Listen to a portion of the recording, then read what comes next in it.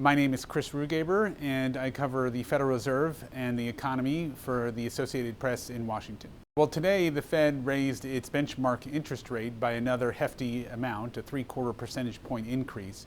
And Fed Chair Jerome Powell, I think, really sought in his press conference today to drive home how serious the Fed is about raising rates to fight inflation, and even if it does cause some higher unemployment or some trouble for the economy. The Fed has lifted its benchmark interest rate to the highest level since 2008, between 3% and 3.25%.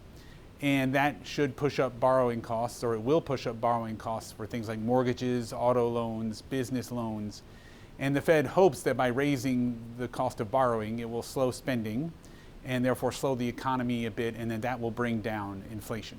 One of the other things the Fed did is it also projected that it will continue to hike rates even to higher levels than previously expected. So it now expects to push its key benchmark interest rate up to 4.5% by the end of this year, and another quarter point after that. That should push up the cost of mortgages and other borrowing even higher. We've already seen the housing market take a hit. Home sales have fallen 20% in the past year. The 30-year mortgage rate has topped 6% for the first time since 2008. So that is going to make it harder for folks to buy a home. And it also risks a recession. So there is a risk that a lot of people will lose their jobs, frankly. That the Fed has increased its forecast for how high unemployment will go. They now expect unemployment to get up to 4.4% next year, and that's compared to 3.7% now. And that translates really into about 1 million people, potentially 1.5 million, losing their jobs. So that is probably the biggest change that's on the horizon, at least for those who will be unfortunate enough to lose work.